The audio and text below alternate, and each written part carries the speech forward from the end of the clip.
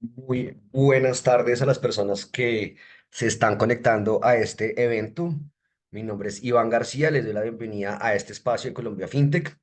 El día de hoy estamos con Evertech, un asociado del gremio, específicamente con Ricardo Pinillos, que nos va a hablar de un tema súper interesante que es la evolución de 3DS, de las claves estáticas a la autenticación inteligente. Vamos a dar unos minutos adicionales a las personas que se registraron para que logren ingresar y estaremos dando inicio al evento aproximadamente a las 4 y 5 de la tarde. Les agradezco primero pues por su participación, por su puntualidad y también obviamente agradecerles por su paciencia.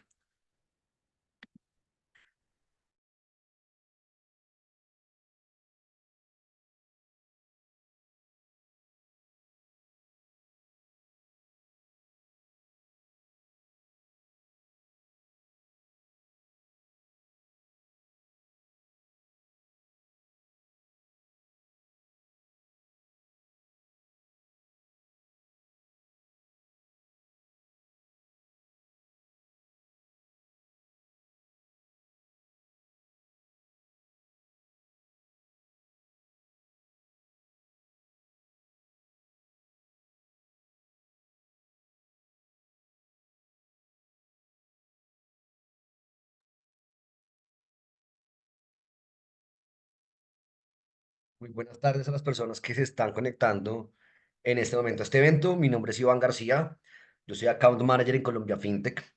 El día de hoy estamos junto a Vertec. Vertec es asociado del gremio. El día de hoy nos acompaña Ricardo Pinillos, perdón. Van a tocar un tema súper interesante que es evolución de 3DS, de las claves estáticas a la autenticación inteligente. Les agradecemos, nos regalen unos minutos de su tiempo mientras las personas que se registraron al evento pues logran ingresar y estaremos dando inicio al mismo alrededor de las 4 y 5 p.m. Entonces les agradezco muchísimo su paciencia, les agradezco muchísimo también su participación y pues nada, agradezco también nos regalen esos minutos adicionales.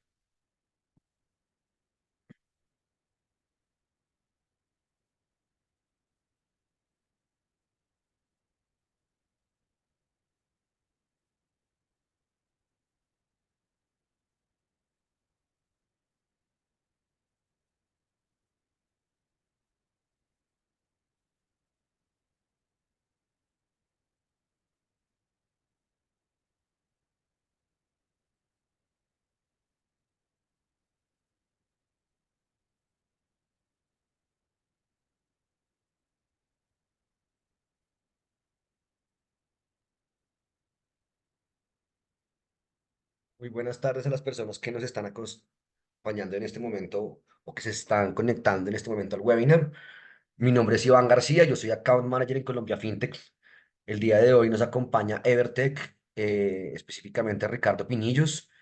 El día de hoy nos van a presentar un tema súper interesante que es la evolución de 3DS, de las claves estáticas a la autenticación inteligente. Vamos a dar inicio a este evento a las 4 y 5 de la tarde. Vamos a esperar unos minutos adicionales a que las personas que se registraron logren ingresar. Entonces les agradezco su participación, les agradezco su puntualidad y también les agradezco mucho su paciencia.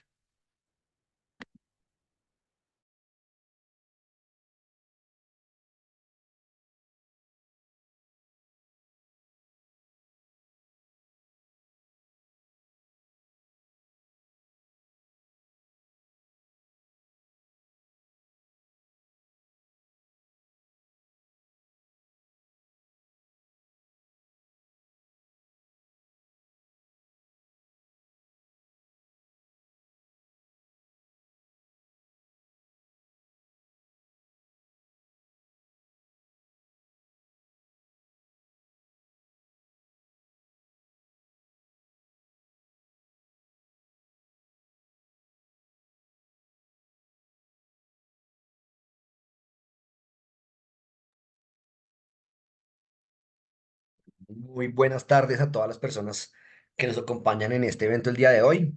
Vuelvo y me presento, mi nombre es Iván García, yo soy Account Manager en Colombia FinTech. El día de hoy tenemos el gusto de presentarles a Evertech. Ellos son miembros de Colombia FinTech ya hace algunos años El día de hoy nos acompaña específicamente Ricardo Pinillos. Él es gerente de producto. ¿Cómo estás, Ricardo? Buenas tardes. Buenas tardes, Iván. Encantado de participar, como siempre, en este tipo de actividades de generación de cultura, de gestión de conocimiento y en general, pues llevar toda nuestra experiencia para que sea de enriquecimiento del gremio. Muchas gracias, Ricardo. Muy generosas tus palabras. El día de hoy tenemos un tema súper interesante que es evolución 3DS de las claves estáticas a la autenticación inteligente. Vamos a hablar de, pues, cuál es esa forma de asegurar que las transacciones en línea sean más seguras y qué tipo de innovaciones están usando, pues, para que esto pueda ocurrir. Em, la idea que tenemos para el webinar de hoy es que ustedes puedan intervenir a medida que Ricardo está dando la exposición, entonces los invito a que de pronto dejen sus preguntas en el box de preguntas, también lo puede dejar en el chat, vamos a estar muy pendientes de esas inquietudes que nos dejen por ahí, o si desean también puedan levantar su mano y nosotros les habilitaremos el micrófono. Sin más preámbulo, bienvenido a Vertec, bienvenido Ricardo, el micrófono es tuyo, adelante. Bueno, muchas gracias, Iván. Bueno, me permito presentarme. Yo soy Ricardo Pinillos. Llevo alrededor de unos 15, 16 años de experiencia en este gremio de e-commerce, de control de fraude, tanto en venta presente como no presente, tanto desde la perspectiva de riesgos y ahora desde la perspectiva de producto, construyendo y generando nuevas herramientas para facilitar la evolución del e-commerce. El día de hoy vamos a estar enfocados en entender un poco cuáles han sido esas dinámicas que han permitido evolucionar 3DS y romper un poco esos mitos que hay veces no nos permiten entrar en las nuevas tecnologías simplemente porque en algún momento el impacto que generaron en su implementación no fue el más esperado. Entonces, vamos hacia allá. Quisiera que me interrumpieran en cualquier momento. Todas las preguntas son bienvenidas. Si en algún momento, en algún caso, no tengo la respuesta para esa pregunta, no se preocupen, quedamos con el compromiso y seguramente le haremos llegar la respuesta. Pero estamos acá para colaborarnos todos, entre todos. Inicialmente, pues, presentamos nuestra advertencia de confidencialidad, que esto es algo bastante común, es algo transparente, no hay ningún problema en respetar la propiedad de los demás participantes, siempre y cuando vamos a enfocarnos en que todo esto sea con el objetivo de generar aprendizaje de unos y de otros, ¿ok? No con fines comerciales. Básicamente, de eso se trata el aviso de confidencialidad. Estos son los temas que vamos a ver. Inicialmente vamos a entender o recordar qué es CMV3DS, ese protocolo de autenticación. Vamos a ver un poco de tendencias y estadísticas de la difusión de este protocolo a través del tiempo y básicamente en nuestra región, porque todas las regiones se comportan muy diferentes. Vamos a ver cómo es un flujo de autenticación con detalle, porque en muchos casos entendemos que para ustedes o para algunos de los participantes en el gremio del e-commerce, esto se vuelve una caja negra y entonces simplemente confían en que solamente yo activo el protocolo, envío una información y luego obtengo una respuesta. En este caso vamos a entrar con mucho nivel de detalle para entender qué es todo lo que hay detrás de ese protocolo y en la medida en la que más conozcamos, mejor provecho le vamos a sacar. Vamos a conocer o a recordar algunos de los tipos de challenge y finalmente nos vamos a enfocar en los nuevos tipos de transacciones que aparecen en las últimas versiones y que son los que nos permiten implementarlo de la forma adecuada y rompiendo alguno de esos paradigmas que en algunos casos por versiones anteriores pues definitivamente no era posible implementar para determinados gremios o para determinadas actividades comerciales. ¿Ok? Y no es más, entonces vamos empezando. Básicamente, ¿qué es 3DS o EMV 3DS? Es un protocolo de autenticación creado por las marcas de tarjetas, básicamente por INVICO, que es la reunión de todo este grupo de marcas de tarjetas, para estandarizar un proceso de autenticación antes de realizar un proceso de autorización, es decir, antes de hacer una transacción de venta no presente, como la conocemos tradicionalmente. Resulta que las ventas no presente tuvieron una evolución muy particular que han sido las únicas que en el mercado han crecido de esa forma. Y es que crecieron sin un proceso de autenticación. Y es por eso que en los primeros años, o básicamente en las primeras décadas realmente, porque este protocolo empezó sus inicios, se remontan a 1999, y la masificación final vino en el momento de la pandemia. Entonces, imagínense todos estos años que tardó la perfección o el perfeccionamiento de este protocolo. Inició entonces de la mano de Visa para cerrar una brecha de seguridad que era operaciones sin autenticación. Tradicionalmente nosotros cuando vamos a hacer una transacción, bien sea de venta presente o no presente, siempre hay varios elementos de autenticación, no solo uno. Entonces siempre hay una tarjeta, siempre hay una clave, siempre hay un usuario, siempre hay un segundo factor de autenticación, puede ser una clave dinámica, pero en las ventas no presentes no evolucionaron de esa manera. Y como crecieron tan rápido, pues crecieron más rápido que el alcance de la solución en términos de seguridad. Y es por eso que hasta hace muy poco la solución por excelencia en las ventas no presentes era implementar sistemas de monitoreo o sistemas de control de fraude, que es para reducir el impacto del fraude, pero no para trasladar la responsabilidad, no para frenarlo definitivamente. Por default, en su momento, para cerrar esa brecha de seguridad, entre comillas, las marcas de tarjetas lo que dijeron fue, ok, si usted es un comercio que quiere vender en línea, quiere tener venta no presente, lo puede hacer perfectamente, pero en caso de fraude, el responsable vas a ser tú. Pues como comercio vas a tener la carga de la prueba y vas a tener que demostrar que le vendiste al dueño real del medio de pago y que sí estaba autorizado para utilizarlo. Eso hizo entonces que se crearan tecnologías alternativas mientras que empezaba el protocolo a masificarse. Ahora, afortunadamente, estamos al otro lado. El protocolo tiene una gran ventaja y es que en caso de generar una autenticación, esta autenticación va del lado del emisor. Y lo que hace es que si el emisor entregó la autenticación, pues no puede haber una reclamación hacia el adquirente, es decir, hacia el comercio, por temas de fraude. Pueden haber reclamaciones, claro que las puede haber. Supongamos que una empresa vende un producto pero nunca lo entrega. Pues apenas es lógico, el usuario sí fue el que realizó la compra, tuvo una autenticación por 3DS, pero si no entregas el producto, pues la reclamación se está canalizando por otro tipo de queja. Obviamente yo puedo tener un contracargo, pero para el caso de fraude no debe ser así, siempre y cuando se cumplan todas las normas del protocolo. Entonces, básicamente, lo que permite INV 3DS es realizar un proceso de autenticación. Vamos a ver algunas de las cifras básicas del crecimiento en e-commerce. Según la Cámara Colombiana de Comercio Electrónico, tan solo en 2023 el crecimiento del e-commerce estuvo alrededor del 12%. Recordemos que eso fue un año atípico, todavía años de recuperación de la pandemia, un crecimiento del 12%. Sin embargo, sin embargo, los servicios de autenticación desde los últimos 3 años han crecido por encima del 90%. Entonces, miren que hay un gap entre el proceso de pagos por e-commerce versus los procesos de autenticación. Entonces, la autenticación viene creciendo para cerrar ese gap y llegará un momento en el que todas las transacciones de venta no presente se realizarán a través de un proceso de autenticación. Ese gap se está cerrando y muestra eso las cifras de crecimiento. Adicionalmente, hemos visto mejoras sustanciales en las tasas de autenticación del protocolo.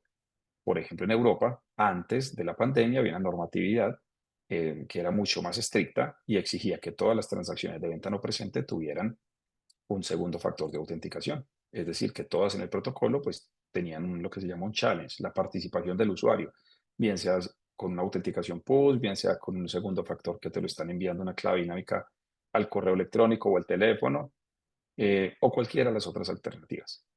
Pero durante la pandemia empezaron a cambiar la normativa y entonces exigieron que por debajo de 30 euros no se realizara la autenticación con fricción, no hubiera challenge. Y eso disparó la tasa de autenticación que estaba cerca de un 80%, la subió a un 90%.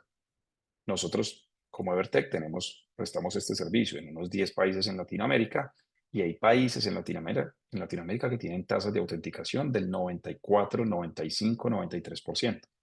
Colombia no es uno de ellos. Colombia es uno de los que más ha tardado en evolucionar en esta implementación. Sin embargo, ya efectivamente las redes procesadoras están permitiendo los nuevos tipos de transacciones y eso es algo bastante beneficioso para todos.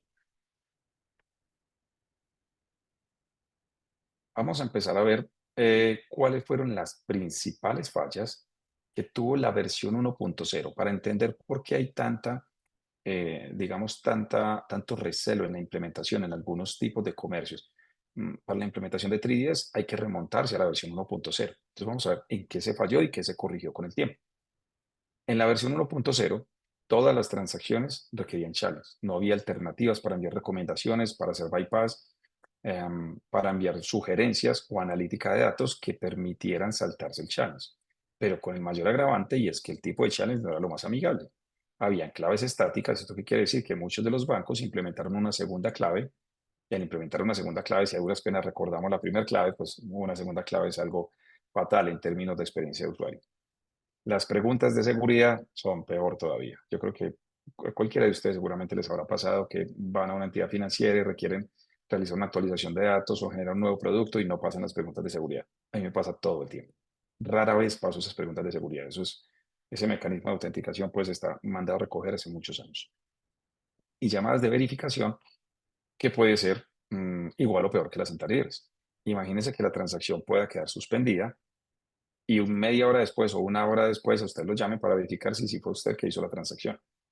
Entonces, dependiendo de la transacción o que estés haciendo, pues puede pasar desapercibido. Si es la matrícula del colegio, no debe haber problema.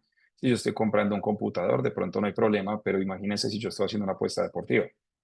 Va a ser bien complicado que eso me sirva. Cuando me llaman, pues ya el partido se acabó y definitivamente no pude realizar mi compra, en este caso la apuesta. El diseño solo aplicaba para versiones web. Entonces, si recuerden que empezó esto en el 99, año 2003, 2004, empezaron a sumarse las otras marcas, pero de partida el diseño era solamente para versiones web. Pero la tecnología avanzó hacia transacciones 3RI generadas por el comercio y hacia transacciones generadas por aplicaciones, en los celulares y en las tablets. Entonces, esto tampoco permitió en su momento la masificación. De hecho, prácticamente toda América Latina se saltó a la versión 1.0, prácticamente toda. Prácticamente todos los países empezaron desde la versión 2.0 en adelante. Solo permitía pagos básicos. Que es un pago básico? Es cuando yo entro en un guest checkout, voy a comprar un teléfono celular por internet e digito todos los datos para realizar la transacción. Realizo el pago, pero no guardé mi tarjeta, ni tampoco una operación del tipo preautorización, transacción mixta con dispersión, que ahorita vamos a profundizar un poco sobre eso. Solamente permitía entonces ese tipo de pago básico. Y resulta que ese pago básico pues no es el mayor porcentaje de las transacciones hoy en día. También hay transacciones recurrentes y hay muchas otras que no estaban contempladas en el protocolo. Las marcas interconectan a los adquirentes y a los emisores para realizar el flujo tanto de autorización como el de autenticación. Para el caso de la autenticación, la marca no visualizaba la información, solamente enlazaba una punta con otra y como no visualizaba la información no podía agregar valor. Vamos a ver que en la versión más reciente aparecen lo que les llaman los RBA, que son los scores de riesgo que generan las marcas, y de esa forma agregamos valor, agrega la marca, y nosotros los que estamos participando, somos proveedores de estos servicios, pues utilizamos esos scores dentro de las reglas de seguridad para facilitar las autenticaciones sin fricción o para rechazar transacciones cuando hay alertas. Pues digamos que acá hay algunos otros detalles, pero digamos que estos fueron los principales por los cuales el protocolo no pudo ser masificado en su momento. Ahora, lo que vamos a hacer es conocer con detalle cómo funciona el protocolo con cada uno de los actores, desde el usuario, pasando por el comercio, el adquirente, la marca y el emisor, qué hace cada uno de ellos, cómo cada uno de ellos agrega información, agrega valor, con el objetivo de mejorar la tasa de autorización y la tasa de autenticación finalmente. ¿Ok? Vamos a ver, esto es un flujo tradicional de una operación con TRI-10. Puede verse un poco complejo, no se preocupen que lo vamos a ver paso a paso. Básicamente lo que está en la parte superior, en verde, es toda la etapa de autenticación y la parte en naranja, la de abajo, es la etapa de autorización. El ejemplo más fácil para que ustedes entiendan la diferencia entre uno y otro es, voy a hacer un retiro en un cajero electrónico, ingreso mi tarjeta y me solicita una clave. Ese es el flujo verde, esa es la etapa de autenticación.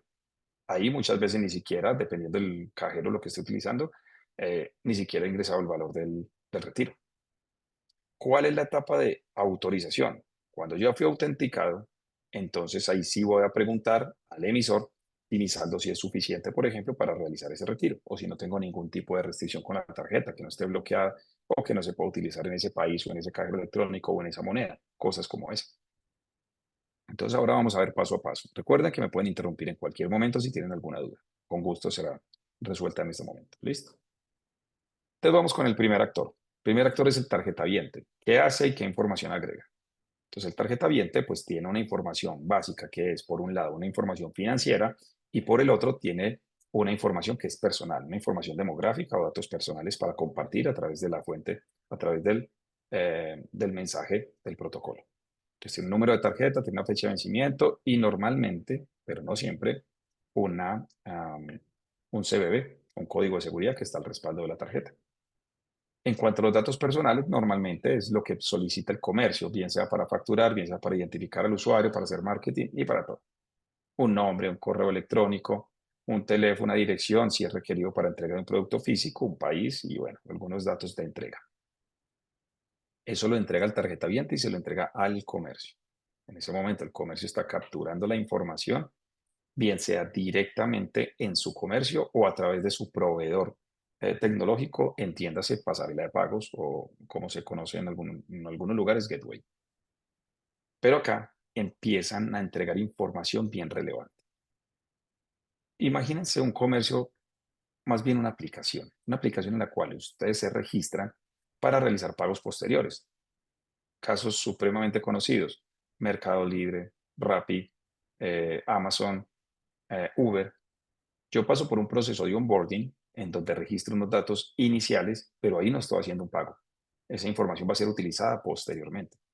Entonces, el primer grupo de información que puede agregar al protocolo un comercio es el historial de la cuenta de ese usuario, pero no confundamos la cuenta con la tarjeta de crédito. La cuenta es el registro en esa empresa, en esa aplicación. La tarjeta es el medio de pago que puede ir o no ir en esta transacción.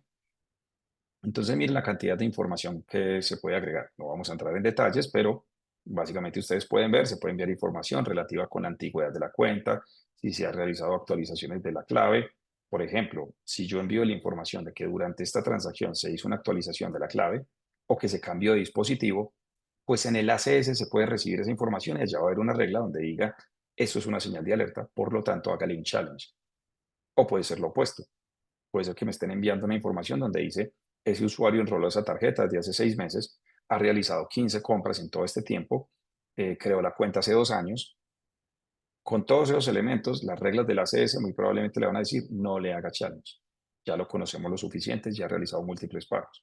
Entonces, esto es lo que le conocen como el Cardholder Account Information, la información del usuario, la información de la cuenta del usuario. Pero no es la única.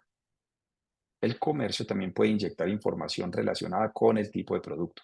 Por ejemplo, si es un bien digital, puede informar cuál va a ser el correo electrónico al cual se está entregando ese servicio. Si yo estoy comprando, estoy pagando impuestos, por ejemplo, estoy pagando una multa, estoy registrando ese correo electrónico desde el cual se hizo la operación. Si yo estoy comprando una tarjeta regalo, esa tarjeta regalo va a llegar a ese correo electrónico. Y allá la CS, al final de la cadena, como lo vamos a ver, cuando digo la CS es el emisor, él va a recibir esa información y va a poder confrontarla contra su base de datos. El emisor tiene todos los datos del usuario y si dice compra un bien digital que va dirigido a su propio correo electrónico, pues la probabilidad de fraude acá va a ser mínima, por ende no le voy a hacer un challenge. Entonces la idea de todo este protocolo es empezar a reducir la tasa de challenge, que es la tasa de fricción, para que la tasa de autenticación suba y la experiencia de usuario sea muchísimo mejor. De eso se trata, agregar toda esta información. Se puede enviar información relacionada con el tipo de producto que estoy comprando. Si estoy comprando algo de preventa, estoy comprando, por ejemplo, el concierto que va a ser en diciembre, pues hay tiempo suficiente para que un tarjetaviente reclame por esa transacción. Y entonces normalmente se va a interpretar como que esa transacción tiene un riesgo de fraude más bajo. Eso también se aplica dentro de las reglas. Ricardo, tenemos una pregunta en el chat. ¿Sí? La hace Cuéntame. Marcelo Inverenici. Dice, ¿qué pasa si el comercio alerta la información para que las transacciones parezca más segura y no haga challenge? Perfecto. Entonces, ya estamos en este punto. Excelente pregunta. Listo. Número uno, si el comercio conoce al usuario, pasa por un onboarding y tiene su forma de realizar la analítica, que hay comercios grandes que lo hacen, va a enviar recomendaciones de no challenge permanentemente para los usuarios buenos, ¿cierto? Pero al otro lado está un ACS que recibe la información, el emisor recibe la información y si él lo autentica sin challenge y hay fraude, la responsabilidad va a ser del comercio. Porque el comercio dijo, confíe en él, que yo lo conozco. Básicamente eso es lo que te está diciendo cuando menciona que cuando informa que no le hagan challenge. Entonces no siempre es tan rígido. Yo lo puedo enviar como un challenge recomendado o lo puedo enviar como sin preferencia. Pero si yo le digo que no le haga challenge, la responsabilidad completa es del comercio en caso de fraude. Déjame saber Ricardo, si esa es y en el la caso donde respuesta el que comercio buscabas. altere la información, Si el comercio lo altera, perfecto. Supongo que queremos hablar del caso en el que el comercio está comprometido para que sí, efectivamente como las en el fraude. operaciones, exacto, ¿cierto? Hablemos, hay veces que no todo el mundo conoce esto, que es muy básico para los que trabajamos en control de fraude, pero no para el gremio en general. Resulta que no siempre el comercio es víctima de fraude. Hay veces es victimario, hay veces es participante de ese fraude.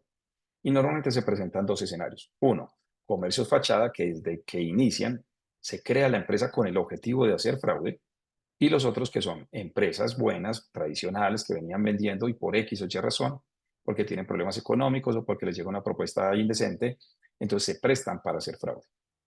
Esas empresas tienen, digamos, algunas alternativas y pueden hacer exactamente eso que yo estoy mencionando. Enviar una autenticación con recomendación de no challenge, pero esto debe ser monitoreado por las empresas que prestamos los servicios de 3DS. Si yo identifico que un cliente me está enviando la inmensa mayoría o la totalidad de las operaciones sin challenge, yo debo alertar. Nosotros que ofrecemos estos servicios, que le prestamos los servicios a los gateway o los mismos gateway, deben darse cuenta que hay comercios que se están pasando y que tienen unos niveles de challenge completamente diferentes o que sus recomendaciones ya no van acordes al mercado. Entonces lo debo detectar ahí y obviamente pues me van a empezar a llegar las reclamaciones. Este ejemplo es muy bueno, el que nos ponen es muy bueno y son de aquellos casos que se presentan mucho para los comercios de agregador que buscan defraudar al agregador, envía las recomendaciones de no challenge, el agregador le realiza el pago, pues bonifica, bien sea al día siguiente o a la semana, con la periodicidad que le realicen la compensación, pero las reclamaciones de fraude a veces tardan más. Entonces, cuando el agregador se da cuenta, efectivamente, pues ya se perdió el comercio. Entonces, la clave ahí está en el monitoreo transaccional. En el monitoreo me tengo que dar cuenta que hay un comercio que me está dando orden de no challenge a todo, o orden de no challenge a operaciones de demasiado riesgo. Una orden de no challenge, una transacción de 10 millones, debe llamar la atención del servicio de monitoreo. Eso es básicamente la forma de controlar. Muchas No sé gracias, si hay Ricardo. alguna otra pregunta o si quieren profundizar sobre eso. Por ahora no hay más preguntas. Si quieres, puedes continuar con la exposición y muy seguramente a medida que se vayan generando, los invito a que escriban y con el mayor gusto las leemos. Perfecto.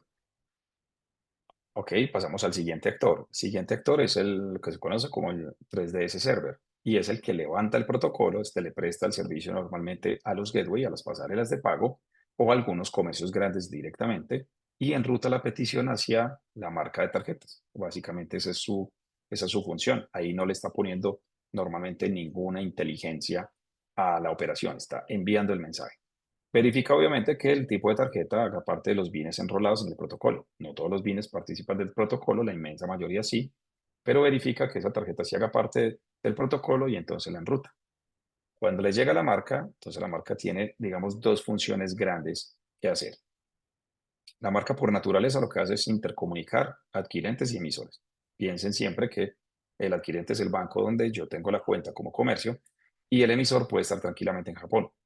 Entonces, mi banco en Colombia, ¿qué relación tiene con el banco en Japón? Ninguna. ¿Cómo me enlazo? ¿Cómo me comunico con ellos? Para eso existe la marca. Entonces, la marca los interconecta y entonces realiza dos procesos fundamentales. Uno de ellos, controlar que el tipo de petición tenga lógica, ¿ok?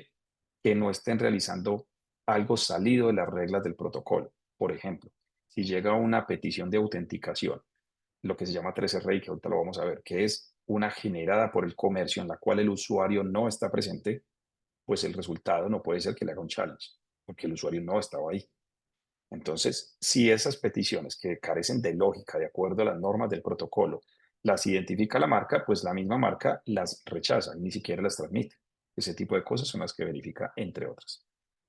También analiza la información, digamos que la espía, en buenos términos, porque recibe toda esa información que acabamos de ver, la analice, como está visualizando toda la información a nivel mundial, pues tiene sus motores de inteligencia artificial y con ellos genera un score de riesgo para facilitarle la tarea al siguiente participante, que es el emisor. El emisor del medio de pago es quien conoce al usuario y tiene una gran ventaja. Conoce la información del usuario, tiene acceso al CMS, al Card Management System, que es donde está toda la base de datos de los usuarios, cosa que nunca podían hacer los adquirentes o los comercios por fuera del protocolo. La tarea de un comercio siempre es la tarea más difícil de vender por Internet y es, me está pagando alguien que yo no sé si es el dueño de la tarjeta, adivine a ver si le puede vender o no. Entonces había que ponerle muchísima más inteligencia. Ahora la tiene muy fácil en comparación con los comercios, lo tiene muy fácil el emisor. Entonces aplica el motor de reglas. En el motor de reglas yo tranquilamente puedo configurar esos escenarios que yo estaba planteando. Piensen en un ejemplo en el que están realizando la entrega de un bien digital, ¿cierto?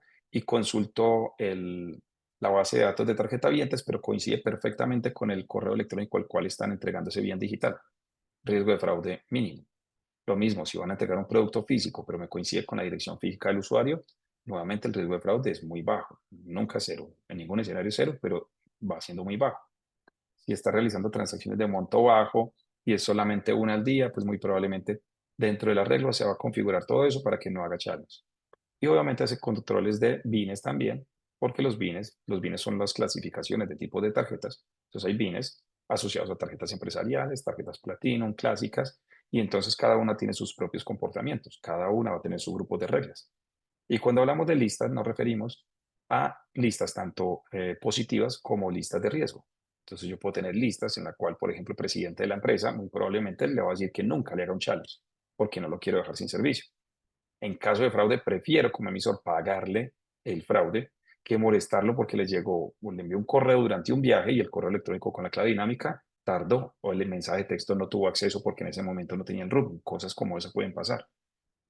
Entonces puede haber listas blancas para que no haya challenge, así como puede haber listas grises de usuarios que ya han presentado reclamaciones y que el emisor tiene la impresión de que es un fraude amigo, que es aquella persona que se aprovecha del sistema, que compra un computador y luego dice que nunca se lo entregaron o que le robaron la información de la tarjeta y entonces los emisores los van rastreando y van diciendo, ojo, este ya me ha presentado varias reclamaciones, entonces este usuario siempre lo voy a retar, siempre le voy a poner el challenge. Muy bien, entonces ahí llegamos a la parte final de la cadena en la autenticación. Luego lo que hacemos es que desde allá, pues el emisor decide si lo autentica o no, se devuelve el mensaje y cuando pasa otra vez por la marca, pues la marca no ignora la respuesta. O sea, piense que aquí estamos aprendiendo todos de todos y los datos son el oro del día hoy, del hoy en día, ¿cierto? Entonces, el directory server, que es la marca en el medio, el punto 4, a la ida del mensaje envió información incierta. Él no sabía si ese sí era el usuario o no. Realizó su analítica y dijo con cierto nivel de certeza, de probabilidad, que era fraude o que no era fraude según su score. Pero en el mensaje de vuelta, sabe lo que contestó el emisor. El emisor dijo, no hay problema, ese usuario es bueno. Ojo, ese no era el usuario. Pues obvio, la marca va a tomar esa información para complementar y darle más inteligencia a su servicio. Entonces lo va a guardar y en el flujo de autorización lo va a complementar. Ahorita lo vamos a ver. Entonces, ¿dónde vuelve e inyecta esa información que estaba recibiendo? O esa lógica más bien, más que la información técnica. Esto es básicamente lo que se conoce. Aquí, a través de esta analítica, van a generar los scores de riesgo de la autorización. Cada marca le pone su propio nombre. Estos son servicios que le prestan a los emisores. Aquí no nos quedemos con la idea de que es un servicio que yo puedo comprar en la marca como comercio, no. Eso es un servicio que los emisores toman para facilitar y ponerle más seguridad al proceso de autorización. Listo, ya no el de arriba, el verde, sino el de abajo, el de autorización. Entonces, supongamos un escenario feliz en el cual autenticaron al usuario. Pues ahora va a empezar el flujo de autorización. ¿Qué va a enviar la pasarela en este caso? Hacia el procesador adquirente. Pues va a enviar los data elementos de la autenticación. Estos son aspectos técnicos, no tenemos que entrar en detalles, pero básicamente envía los códigos que le entregaron en la autenticación. Y en algunos países hay que enviar una información adicional donde dice si hubo challenge y qué tipo de challenge hubo. México, por ejemplo. Colombia no es el caso, así que no tenemos que profundizar sobre eso. Vuelve y se conecta a la marca. Recuerde que el mensaje va y viene dos veces, uno en autenticación, el otro en autorización, pero está pasando por los mismos actores. Acá es donde la marca va a adicionar el score de riesgo. Mira, entre el punto 6 y el punto 8 es el mismo actor. Listo, es la misma marca que ya captó la información y se la pone para que sea más inteligente el proceso de autorización. Lo van a enviar finalmente para el emisor y el emisor acaba de hacer los controles respectivos. Si autoriza la transacción o no, dependiendo de qué, si tiene saldo, si es tarjeta de débito, si tiene cupo, si es tarjeta de crédito, va a hacer monitoreo real time, que es aquel que te permite decidir si apruebas o no apruebas la transacción, porque en ocasiones puede identificar acá factores de riesgo. Supongamos que lo que estaban ustedes mencionando ahorita, ese ejemplo está buenísimo para esto, y es hay un comercio que está lanzando lista blanca, que está lanzando el bypass para que no le hagan challenge a ningún usuario. Y ese mismo usuario se lleva 5 transacciones al día. Cuando pase por el flujo de autorización, es muy posible que el emisor tenga acá una regla en real time que te diga, ojo, yo no voy a permitir que un mismo usuario en un mismo comercio me compre por más de tanto dinero o más de tantas veces en ese mismo lugar. Entonces acá posiblemente le podría rechazar la transacción sin importar que hubiera sido autenticada. Piensa en un caso de lavado de activos. Una persona con un cupo de 50 millones de pesos colombianos empieza a hacer transacciones todos los días. Y aunque le pongan challenge, el usuario lo va a pasar. Pero lo que está haciendo es mandando plata de Estados Unidos para acá, fruto de narcotráfico, por ejemplo, de tantas otras fuentes que hay. Entonces manda plata, luego paga la tarjeta, vuelve y manda plata. Mandar plata me refiero a que está comprando en un comercio comprometido en Colombia. Entonces el emisor puede en cualquier momento decir, no me importa si te estaba autenticando, esto ya tiene otro tinte y te puedo bloquear, no te va a permitir realizar esos pagos. Entonces todo eso puede estar pasando ahí. Se aplican las reglas de scores, digamos pues los scores, entonces si el score supera el umbral que ellos se definan, pues la va a rechazar y si no la va a aprobar. Hace nuevamente también controles de bienes. ¿Qué es controles de bienes? Pues resulta que no todas las tarjetas se pueden utilizar en todos los MSC o en todos los comercios o actividades comerciales. Por ejemplo, una tarjeta que sea de subsidios del gobierno.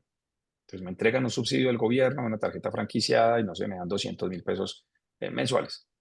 Pues seguramente con esa tarjeta yo no puedo ir a comprar licor. Entonces en el MSC, en la actividad comercial de venta de licores, no me va a permitir realizar la transacción.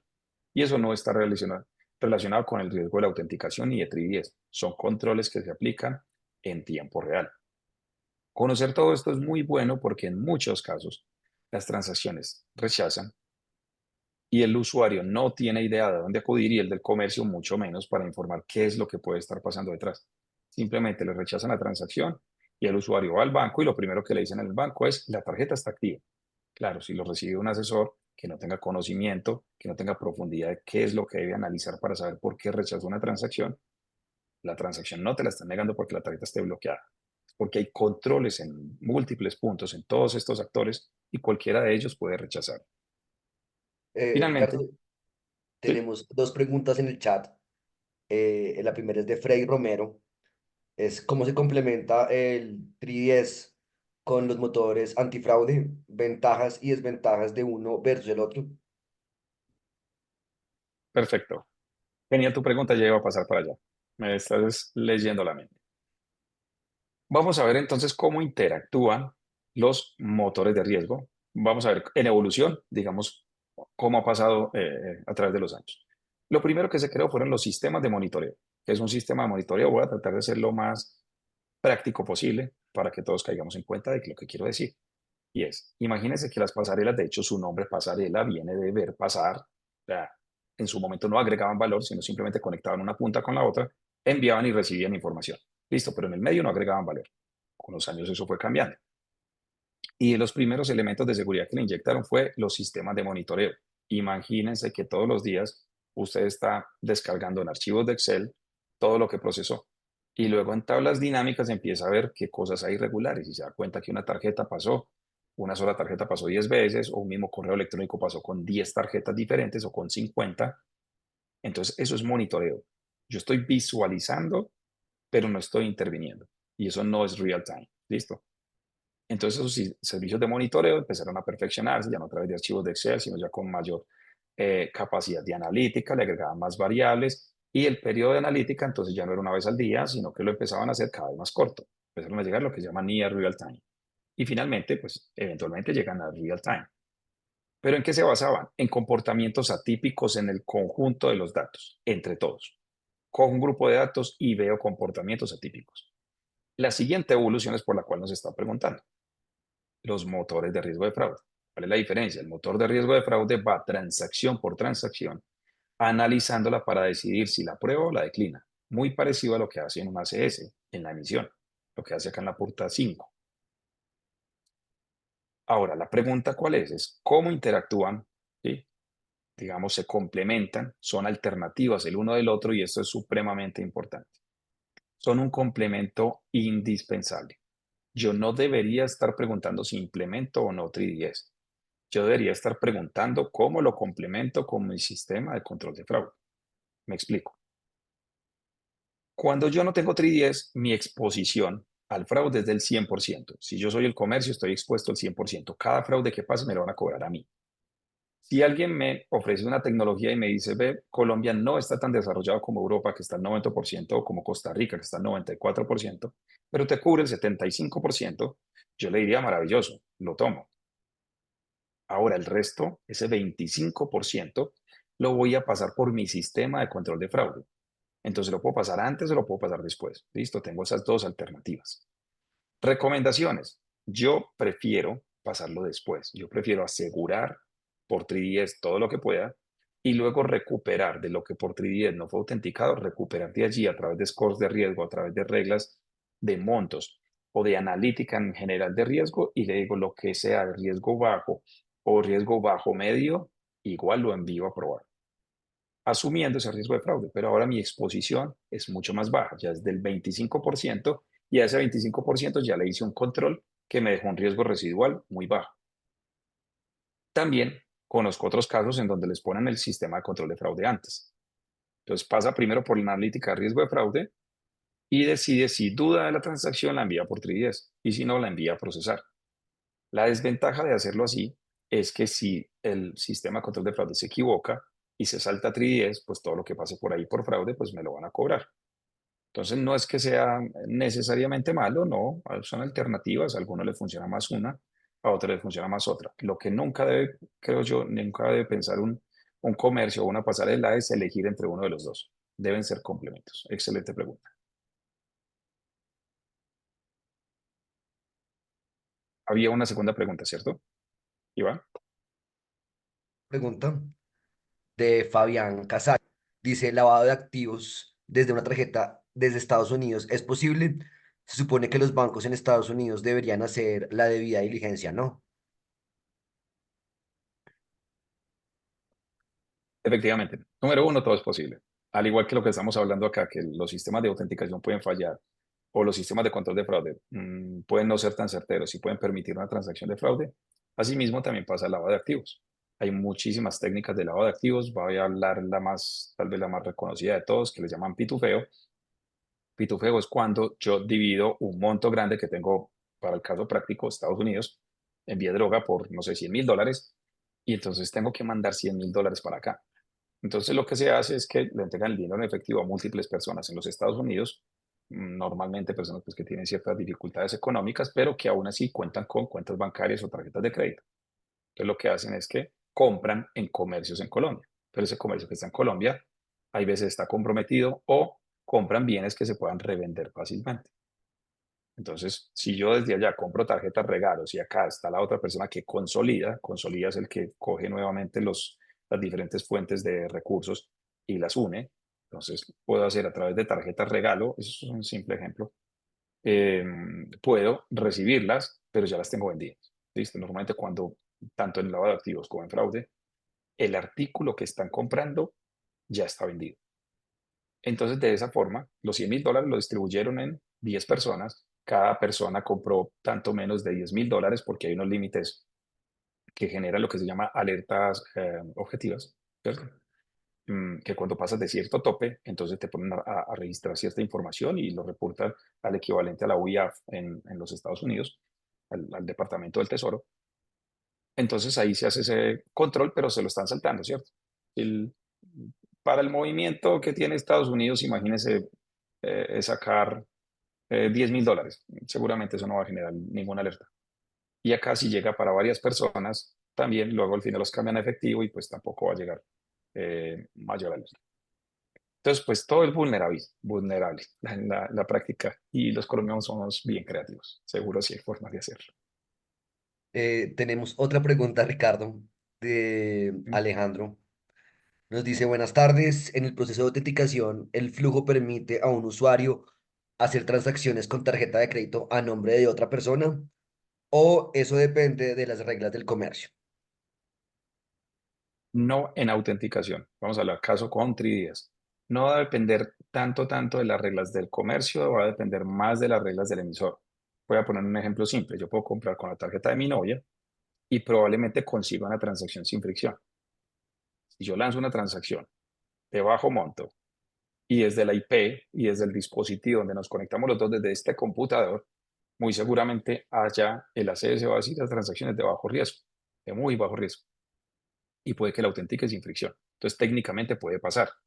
Si todas fueran con fricción, es más difícil que pasaran esas autenticaciones, pero la experiencia de usuario sería fatal, que es lo que vimos en la versión 1.0. Entonces, en la práctica sí puede pasar que yo pueda comprar con la tarjeta de otra persona y si no hubo challenge, no hubo fricción, pues efectivamente logré la autorización de la transacción. Super, Ricardo, tenemos tres, cuatro preguntas adicionales. Marcelo pregunta, ¿podrían compartir las principales diferencias entre Visa y Mastercard en cuanto a 3DS? Tenía entendido que Mastercard ofrece una opción de autenticar, pero manteniendo la responsabilidad del fraude en el comercio. Correcto. Bueno, hay, la verdad es que hay muchos programas que ofrecen las marcas mm, y me queda bien difícil entrar a visualizar todos esos detalles, explicarlos acá, pero voy a hablar en términos generales. Mastercard tiene algunos servicios que te permiten hacer autenticaciones, lo que llaman Smart Authentication, y es envía la información a través de, digamos, un 3DS que no necesariamente llega hasta el emisor. Ellos lo pueden controlar acá en el centro, en el directory server, en el punto 4. Identifica el riesgo de fraude y lo que te dice es de una vez te respondo con lo que se llama un attempt, un, un intento de autenticación. Entonces te lo puede estar respondiendo de ahí y si yo entro en alguno de esos programas y yo le compro ese servicio a Mastercard, le puedo decir, ve, yo no quiero que vaya, no quiero que necesariamente vaya hasta el emisor y él lo que hace es que lo rutea para el emisor cuando identifica alto riesgo de fraude, pero si no, él mismo lo responde. Pero claro, como no está llegando hasta el emisor, yo no puedo responsabilizar al emisor en caso de fraude. La analítica tiende a ser bastante buena, pues obviamente ellos manejan unos volúmenes transaccionales enormes, manejan toda la información de todo el mundo, pero eso no quiere decir que no te vaya a pasar transacciones de fraude, que efectivamente pues la calificación de riesgo te dijo, hágale, dejémosla pasar sin que llegue hasta el emisor, no van a pasar por challenge, pero en caso de fraude lo asumes tú. Entonces, si lo ven de esta manera, es como generar una combinación de un motor de riesgo con 3DS. Es muy parecido a eso. Entonces ahí ellos tienen diferentes servicios, hay un servicio de score de riesgo de fraude, ECATA es uno de ellos, también NuData, que es un servicio de analítica comportamental, entonces ellos empaquetan todos esos servicios y en la práctica lo que te están poniendo es un sistema de control de fraude, se parece bastante más a un sistema de control de fraude que efectivamente pues no llega hasta el channel, no llega hasta el emisor, pero te carga la responsabilidad. Entonces, en la evolución, recuerde que estamos hablando de sistemas de monitoreo, luego sistemas de control de fraude y luego 3DS. Ahí estamos en el medio. Tiene ventajas y tiene desventajas. Tiene mayor exposición al riesgo de fraude, definitivamente. Y Visa tiene servicios similares. Visa tiene su propio sistema de motor, tiene varios, pero tiene su propio sistema de motores de fraude. El principal más reconocido es CyberSource. CyberSource por debajo, inclusive consume otros servicios de analítica de riesgo de fraude e inclusive a través de este mismo, pues digamos que también como utiliza CyberSource a través de motor de riesgo de fraude, pero también como gateway, establece la conexión a través del ACS hasta a través del 3DS de Visa, que es Cardinal, y te realiza la misma tarea, básicamente lo mismo. Si quieres, te ponen la analítica de control de riesgo de fraude o si quieres, te la mandan por todo el protocolo 3DS. ¿De qué depende? De tasa de aprobación, de tasa de autenticación y son buenos complementos. En general, yo creo que todas las empresas que ofrecemos los servicios de 3DS tenemos que tener también nuestro propio sistema de control de fraude para complementarlo. Entonces, básicamente hasta ahí puedo llegar a precisar porque pues, no estoy hablando en nombre de las marcas precisamente. Gracias, Ricardo, por tu respuesta. Tenemos otra pregunta, dice Ricardo. Porque hay bancos que mencionan que primero pasan por motor de prevención y luego por 3DS porque sienten que les llega basura. Y si están induciendo a fraude y aparte reconocerlo porque fue autenticada, perdón, por 3DS. Listo, es una pregunta compleja. Es completamente la realidad. Piensen, esa pregunta está orientada a que hay veces desde el lado de la CS, si se paran en el emisor, ¿sí? El emisor le tiene que pagar a un proveedor. Eso resulta que tiene detalles económicos por ahí. El emisor le paga a un proveedor que es el que le pone su ACS, ¿ok? Ese es el que hace la analítica de todas las transacciones para saber si autentica o no autentica. Pero resulta que tiene un comercio de aquellos que son muy atacados, muy, muy atacados. Imagínense, no sé, uno de venta de tecnología. Listo, supongamos un Amazon, para no entrar en detalles acá, comercios en Colombia. Y que vende celulares, supremamente riesgoso. Entonces, si acá no le ponen control y levantan todo por el protocolo 3DS, pues a este le llegan todos los ataques. Le llega el 100% de los ataques.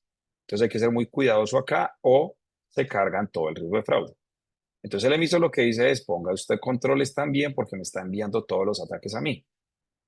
La realidad es que no, no debe haber controles que no le envíen la información al ACS por solicitud del ACS. ¿Ok? Quien tiene la tarea más fácil de todo el camino es el ACS.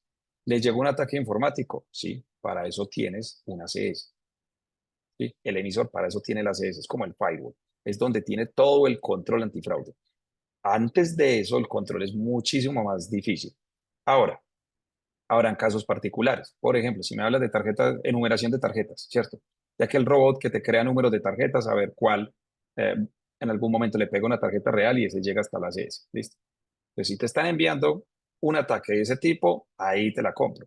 Dices, sí, pero vení, me estás mandando 1.000.000 de transacciones en 6 horas o 100.000 transacciones en 5 minutos, te tuviste que haber dado cuenta que esto era un ataque de un robot. Ahí estoy completamente de acuerdo. Entonces hay unos controles que son ya para casos extremos que efectivamente los debe aplicar el comercio, le hace gateway, pues quien le presta el comercio, el servicio del comercio, para que no les llegue todo y ahí sí, ese tipo sí lo considero basura, pero el resto lo debe controlar el ACS. O sea, el grueso del asunto lo debe controlar el ACS. Él es el que tiene la tarea más fácil porque él es el que conoce al usuario.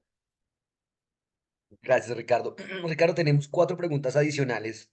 No sé si quieres que las leamos de una vez y las contestamos o si prefieres de pronto avanzar un poco en la presentación y las contestamos ahorita en 5 minuticos. Dime. Perfecto. Avanzo 2 slides y pasamos nuevamente con las preguntas para que lleguemos al final. ¿Les parece? Perfecto. Listo. Entonces, nuevamente, después de todo el protocolo de autenticación, entonces llegamos a los tipos de challenge. Algunos de ustedes ya los conocen porque pues ya los han utilizado. O sea, servicios, bancos como el bancos del grupo BBVA, es más común que tengan servicios de autenticación a través de OTP vía SMS o vía email, donde me llega una clave dinámica y pues yo la pongo en el portal web donde estoy comprando o en la aplicación. Nubank, por ejemplo, lo hace a través de su aplicación. Es una muy buena experiencia de usuario. Yo voy a hacer el pago y lo que me dice es, me llega una notificación, abro mi aplicación y digo aceptar a esta compra por tal valor en tal comercio. Bancolombia, por ejemplo, lo hace a través de su clave dinámica. Entonces voy a la aplicación de la clave dinámica, lo miro, ingreso la clave y no me la está mandando por correo electrónico o por teléfono generalmente, aunque hay alternativas para hacerlo, sobre todo cuando son las primeras partes del enrolamiento o cuando no tengo la clave dinámica activa. Bancos en Colombia todavía no conozco el caso que lo usen a través de biometría. BBVA de España, por ejemplo, es uno de ellos, de los que era base, que tiene un doble factor de autenticación con la biometría del celular. Esto se utiliza a través del estándar FIDO, que es el que permite realizar o utilizar el dispositivo de autenticación del teléfono o del computador. No es el mismo, si bien el modo de lectura es el mismo que la biometría del celular, no es la misma funcionalidad. Piénselo de esta manera, que yo en una aplicación, cuando es con huella, si yo registro la huella de mi pareja, a veces yo registro más de una huella, ella realmente puede entrar a mi aplicación del banco a hacer una transferencia por mí. Entonces es diferente ese proceso de autenticación, es más estricto el estándar de autenticación FIDO. Entonces digamos que son los más generalizados que hay en el mercado. Ahora, respecto a los nuevos tipos de transacciones. Lo primero que tenemos, o nuevos tipos de autenticaciones más bien. Primero que tenemos son las autenticaciones de monto cero. Estas autenticaciones de monto cero se llaman NPA, Non-Payment Authentication, son o se crean para corregir un error de la industria. Ese error de la industria es el siguiente, es el micropagos, que para enrolar una tarjeta, por ejemplo, cuando se va a tokenizar, cuando se va a guardar en forma segura en un comercio, entonces le hacen una transacción de 100 pesos, de 80 pesos, cosas como esa. Eso es una práctica indebida y las marcas sancionan por ese tipo de transacciones. Lo que se debe hacer es una autenticación de no pago o un consumo de autorización de monto cero. Esos digamos que son los dos caminos adecuados. ¿Qué tienen de particular estas autenticaciones? Las NPA, que todas ellas tienen fricción, todas ellas tienen challenge por norma. Este es uno de esos ejemplos que si yo la envío sin challenge, en la mitad la marca me dice, me la devuelve, me dice, no señor, esa petición está errada, me la niega. Ahora, luego de que yo hago esta autenticación de NPA, guardo la tarjeta de forma segura, normalmente es para tokenizar, tengo todas estas otras opciones que son los nuevos tipos de transacciones. Los pagos con token, eso ya es supremamente común. Si ustedes tienen su tarjeta registrada en cualquier aplicación, miren que no le está solicitando una clave nuevamente cuando va a realizar el pago. Esto es porque si están implementadas correctamente, están pasando por lo que les llaman autenticaciones 3RI. 3RI quiere decir generadas o creadas por un tercero. Entonces, el primer ejemplo es el pago con token. Yo guardé mi tarjeta y yo voy a comprar 1000 veces desde Rappi, pues yo no quiero estar ingresando 1000 claves. Imagínense una aplicación de apuestas y en un momento crucial pidiéndole la clave. No puede funcionar así. Los pagos preautorizados, que son estos que empiezan por un valor, pero luego cambian. Uber. Yo voy hacia mi recorrido, pero luego voy a descargar a alguien, voy a dejar a alguien en el camino y entonces le agrego una nueva dirección. Ese valor de la transacción varió. Se abrió por un monto, pero al final se cierra por otro. Entonces, cuando se abrió, realmente no se abrió una transacción básica, sino una transacción de preautorización. Pasa lo mismo con renta de vehículos, con hoteles y algunos otros ejemplos que funcionan en la industria, donde el valor al final es incierto. También tenemos los pagos con dispersión. Cuando yo compro a través de una agencia de viajes un tiquete aéreo, por debajo normalmente están lanzando una transacción para la aerolínea. El usuario no lo percibe, él ve una sola transacción en su extracto bancario y en su correo electrónico de notificación. Pero esto realmente está lanzando dos transacciones. Pues resulta que las dos transacciones se pueden enviar a través de 3DS siguiendo las normas del protocolo.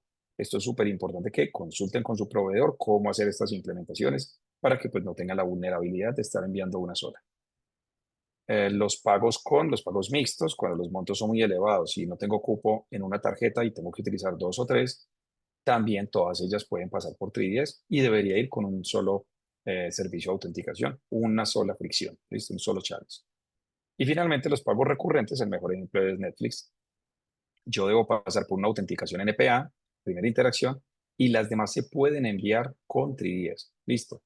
Ninguna de estas, las 3RI, debe llevar challenge. Por lógica, el usuario no necesariamente estaba ahí y en algunos casos es imposible que esté ahí. Por ende, ninguna de ellas lleva challenge. Sin embargo, generan el cambio de responsabilidad.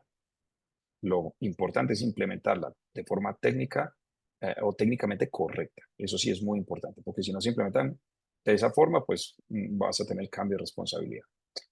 Y finalmente, vemos que los servicios de tokenización son perfectamente compatibles con los servicios de autenticación de 3DS, tanto Click2Pay como los Token Requester.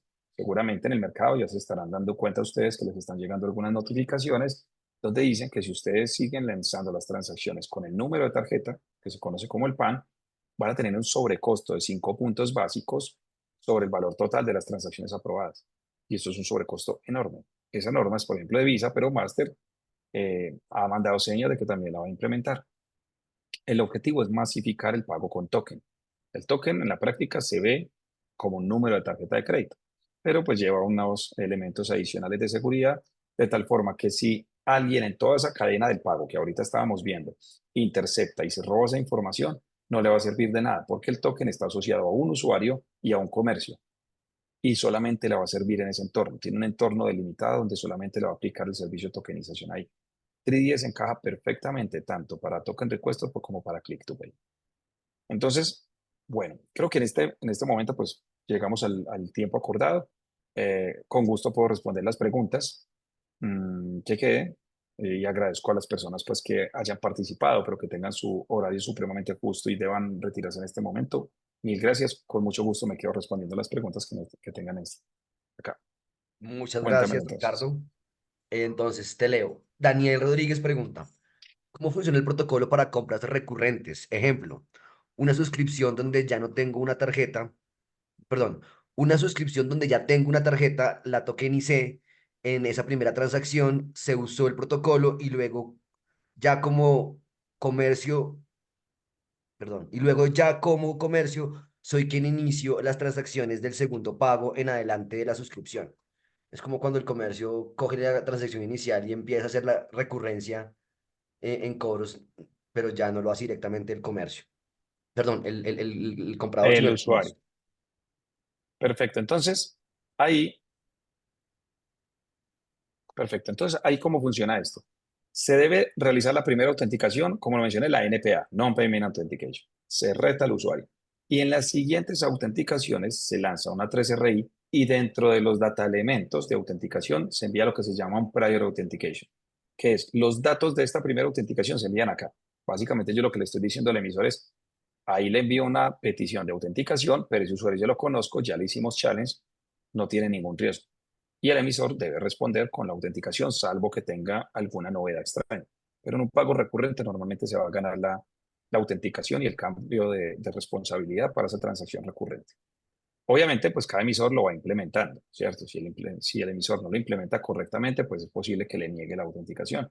Todo esto son los nuevos tipos de autenticaciones y esto es construcción gremial en conjunto. Van los adquirentes, van los emisores, cada uno a su ritmo, pero en términos generales no debería fallar. Gracias, Ricardo. Tenemos otra pregunta de Fernando. Dice, buenas tardes, ¿cómo están?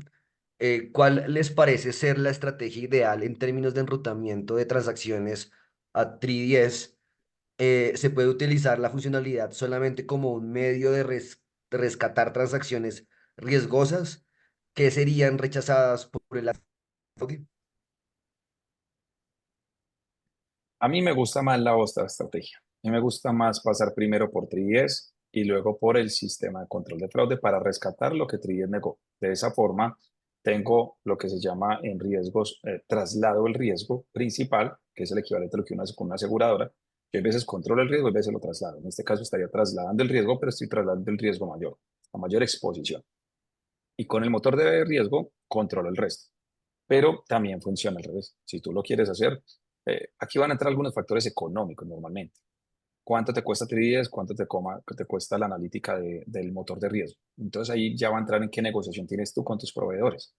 Si resulta que el proveedor del motor de riesgo es mucho más bajo que 3DS, pues muy probablemente vas a tomar la opción de ir por el motor de riesgo y el restante para rescatarlo por 3DS. Entonces, en términos generales debería ser un costo muy parecido, pero pues a mí me gusta más 3DS primero, motor de riesgo luego. Así nos ha ido bastante bien en la implementación en múltiples países en Latinoamérica.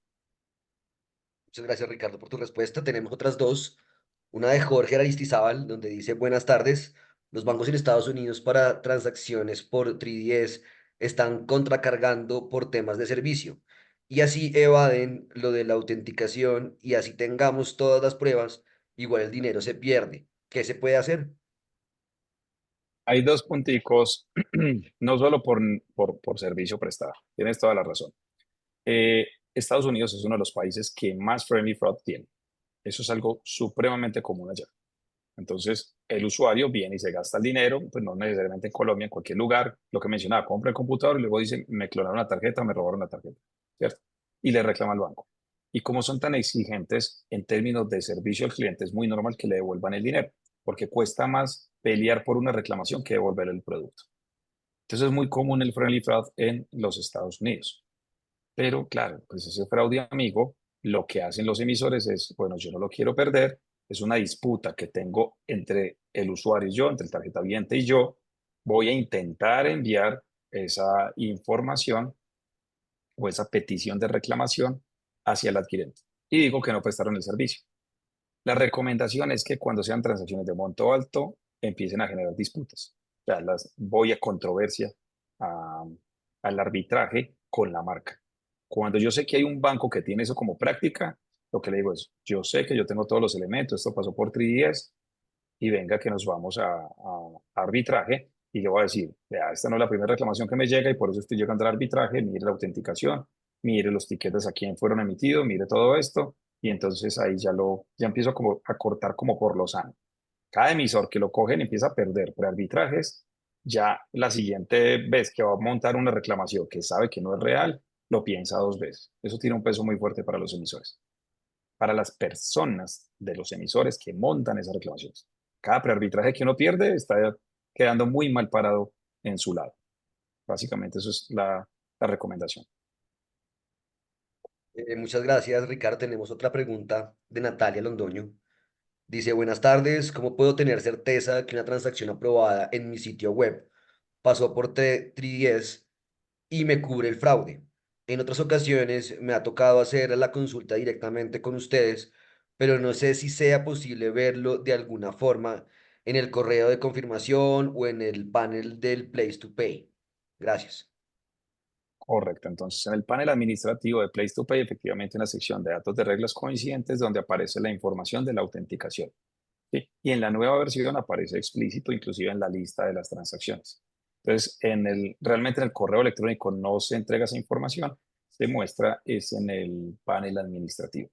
Y de ahí se puede generar y si tienen cualquier duda, con gusto nos pueden llamar, nosotros los orientamos y en caso que tengan alguna disputa, inclusive les podemos enviar la evidencia en caso que lo necesiten.